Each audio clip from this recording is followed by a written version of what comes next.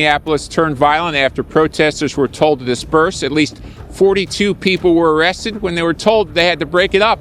Many began throwing bottles and ice at the federal agents. A city plunged into extreme tension. Vital arteries paralyzed and 54 people thrown in jail in just one day. What is truly sweeping through Minneapolis in these early days of March? Is this simply a protest that spiraled out of control, or the spark igniting a profound, unprecedented political crisis in the United States? From heartbreaking losses to an explosive stalemate in the Capitol, Washington, everything will be decoded in detail right now. What do you think about the thin line between righteous indignation and street violence? Leave a comment sharing your perspective.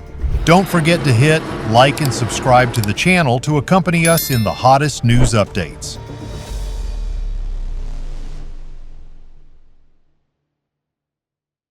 In the early days of March 2026, the city of Minneapolis in the state of Minnesota once again became the epicenter of severe social unrest and political conflict across the United States. The atmosphere here became extremely tense, carrying the lingering sorrows and unappeased anger of a segment of the population. Throughout the streets, one could feel an overwhelming sense of suffocation, signaling the complex changes about to unfold.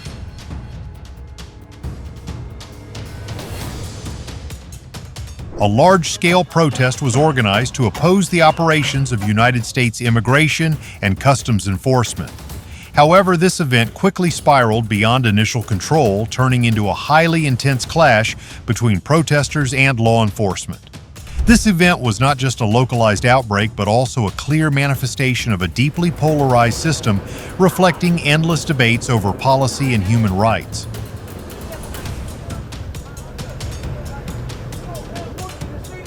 The root cause that fanned the flames of this anger stems from heartbreaking tragedies involving federal agents in Minneapolis earlier this year. Specifically, the permanent departures of Renee Good and Alex Pretty have become symbolic pains, leaving a massive void in the heart of the community. These losses incited extreme outrage from community advocacy groups, making them feel the need to speak out more strongly than ever before.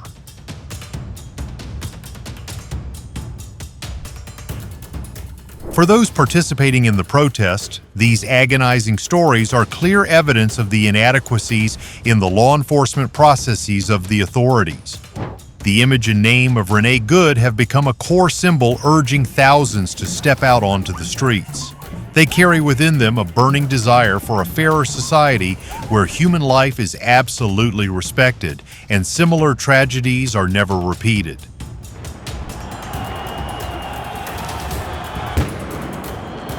In response to these tragedies, activists organized a week-long campaign with a highly defiant and resolute title. Their goal did not stop at voicing opposition, but also called for root and branch changes to the entire Homeland Security apparatus. This determination demonstrates a fierce desire to reshape social policies, setting the stage for extremely drastic actions on the streets.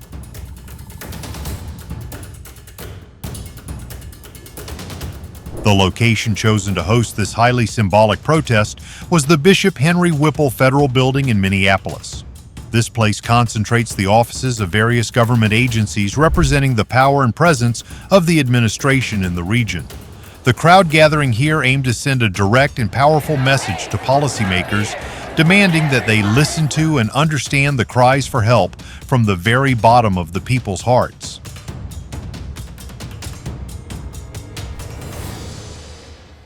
However, what began as an activity to express opinions peacefully quickly shifted into a deliberate situation of public disturbance. Law enforcement forces noted a distinct change in the crowd's behavior as words began to be replaced by out-of-control actions. The space originally intended for listening and understanding was suddenly engulfed by chaos and tense shouting.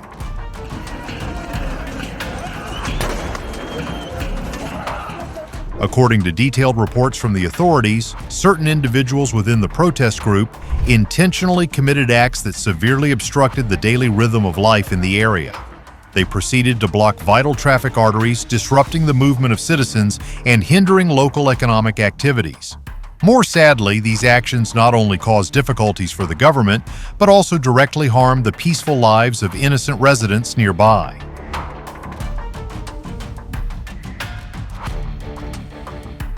The situation truly crossed the line when some extremists began creating clear and present dangers on the road surface. They scattered a large amount of glass debris onto the roadway to impede the movement of traffic and official vehicles. This action reflects a severe lack of thought, as it could cause tragic accidents for anyone accidentally passing by, completely contradicting core humanitarian values.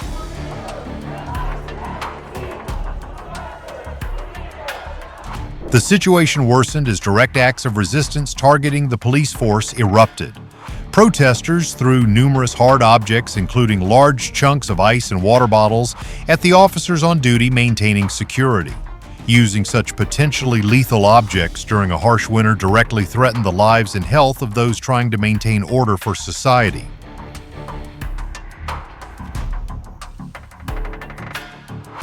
Facing a crowd that was increasingly losing its temper, the police force was compelled to deploy strict control measures to protect the safety of the entire area.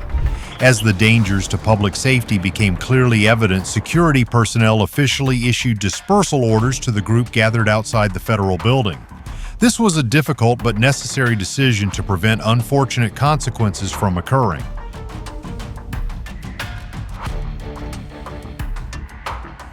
Ignoring the dispersal orders, coupled with acts of resistance, led to a large-scale intervention by the authorities. In total, officials proceeded to arrest 54 individuals involved in this chaotic incident. Among them, the county's authorities processed 39 cases, while the state patrol force also participated in restoring order and confirmed making an additional 15 arrests.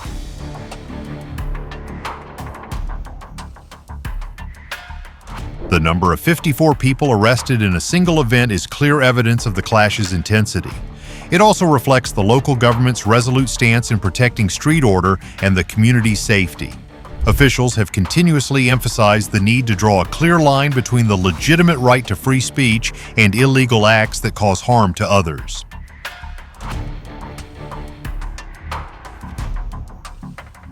A representative of the security agency issued a deeply profound statement emphasizing the necessity of maintaining a balance between democracy and the law. They affirmed that the right to peaceful assembly is always respected and protected, but endangering the public is unacceptable. This statement reminds each of us that an individual's freedom must not be allowed to infringe upon the right of those around them to live in peace and safety.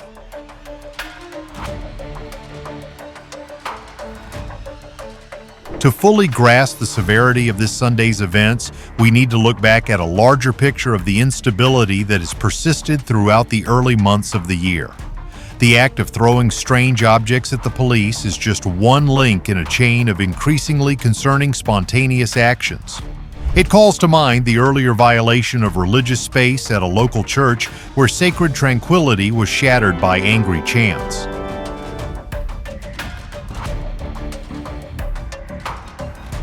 Bringing political disagreements into a sanctuary, disrupting worship services, and causing panic for both adults and children is an action that leaves many deep wounds in the community.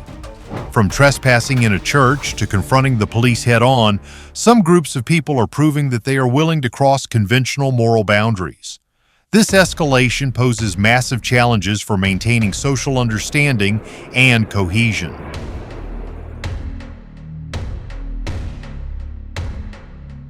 The events unfolding on the streets of Minneapolis not only caused on-site damage, but also created loud echoes reverberating straight into the center of power in the capital, Washington.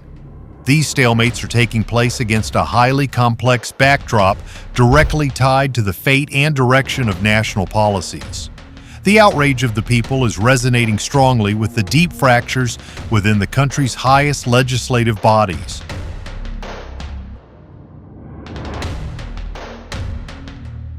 Lawmakers in Congress have begun using their power to implement budget blockade measures to pressure the system into changing. The purpose of withholding this vital funding is to force the parties to sit down and carry out deep, substantial reforms to the Immigration Enforcement Agency. However, this is a highly risky tactic that could paralyze parts of the security apparatus and directly affect the people.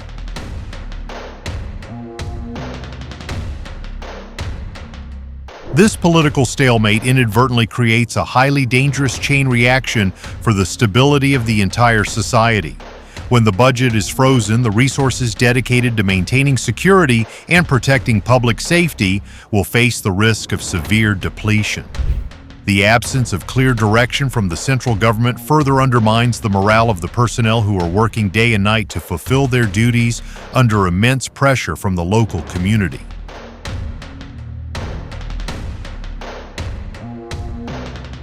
For those who always yearn for a peaceful society, these events are a painful reminder of the price of polarization and hatred. When people choose to resolve conflicts through violence and destruction, the resulting consequence is always indelible pain for all sides. Targeting local businesses or threatening the safety of the police is never the right path toward true justice.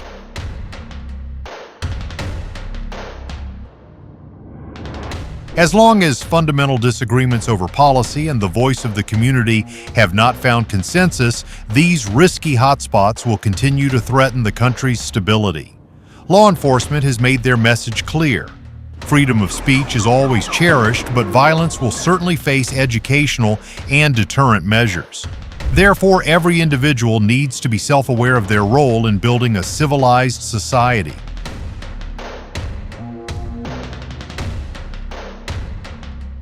From these turbulent developments, we can draw invaluable lessons about humanity and a sense of community responsibility. Any sustainable change needs to be built upon a foundation of dialogue, tolerance, and mutual respect. Instead of choosing extreme confrontation, we should learn how to listen to understand the pain of others, and from there together find the most humane and comprehensive solutions.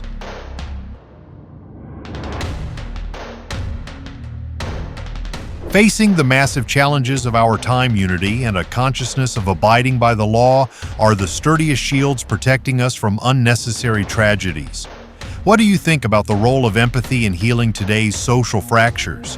Can we forge a better future by replacing anger with sincere and open dialogues? And how can every citizen contribute their voice peacefully while still generating immense power for change?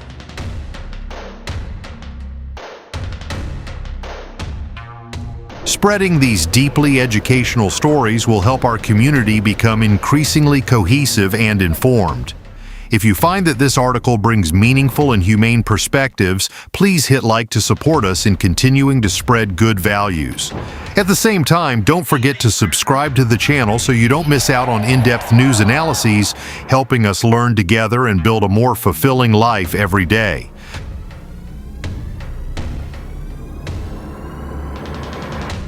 The patience and discipline of the authorities in this situation is a bright spot worth recognizing. The police officers and Hennepin County Sheriff's deputies had to face immense psychological pressure. They had to stand firm against ice chunks and hard objects being hurled at them while still strictly adhering to the profession's code of conduct. Issuing multiple dispersal orders before making arrests shows their maximum effort in resolving the crisis peacefully.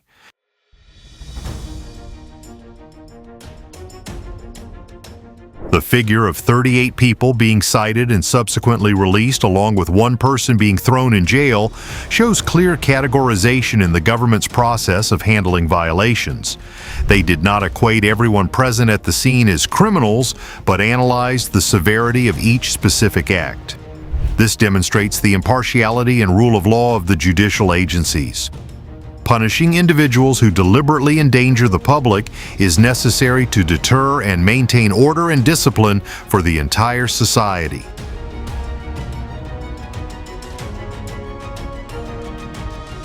We cannot ignore the complex political context in the capital Washington when analyzing this event.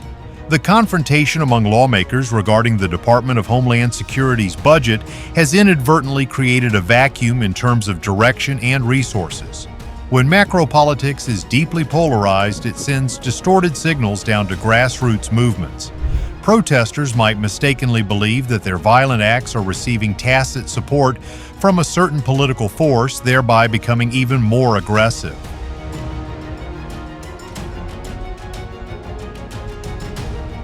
On the other hand, blocking the budget not only affects the Immigration Enforcement Agency, but also directly threatens other national security and public protection programs. This budget is fundamentally used to combat transnational crimes, human trafficking, and to protect the borders. When the lifeblood of the security apparatus is threatened, the safety of every neighborhood and every family across the country will also be contagiously affected.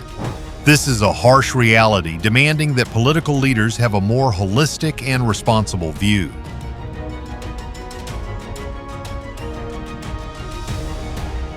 The lesson about the balance between democratic freedoms and national stability has never grown old.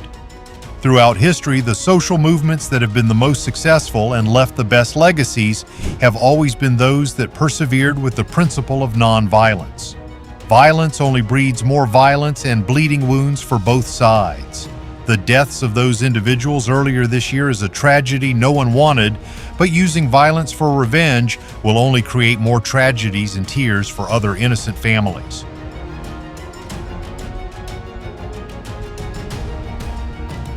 Community education is the key to preventing the repetition of these heartbreaking events. Every family and every school needs to increase open conversations about how to handle dissenting views. We need to teach future generations how to distinguish between factual information and inflammatory rhetoric. Equipping the youth with critical thinking skills and empathy will help them become responsible citizens who know how to build society with positive contributions instead of blind destruction.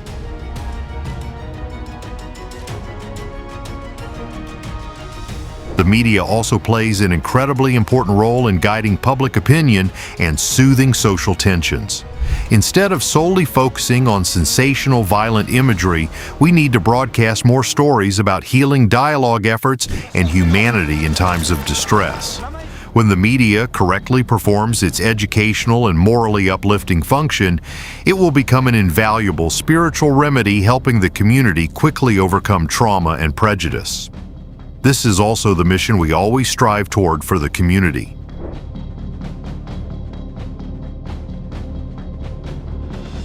The incident in the state of Minnesota is a massive test of the endurance and self-healing capacity of American civil society. Even though policy differences remain, love, respect for the law, and the desire for peace must always be the guiding lighthouse for all actions. The police force has done a good job in their role as a shield protecting the peace, and now the rest depends on the awakening of every individual. We can only step firmly into the future when we know how to hold hands and overcome the differences blocking our path.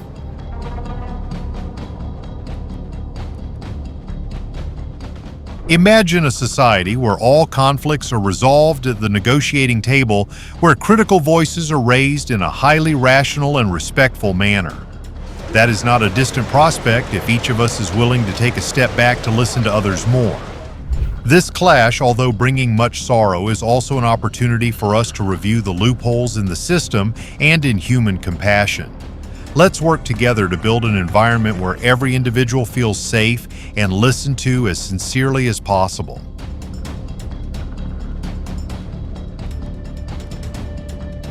Ending today's story, we carry a fierce hope for the awakening of human kindness.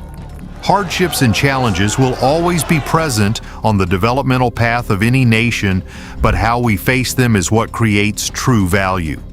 The protest in Minneapolis closed with heavy consequences, but also opened an opportunity for the whole society to look back at itself. As long as fundamental disagreements on policy are not resolved through the path of peaceful dialogue, security risks still lie hidden ahead.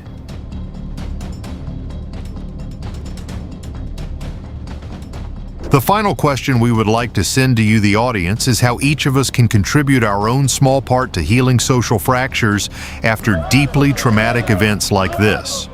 We hope that peace will soon return to the city of Minneapolis and that everyone will find a common voice in the spirit of mutual respect and understanding. Thank you for taking the time to watch and reflect with us on these deeply humane values.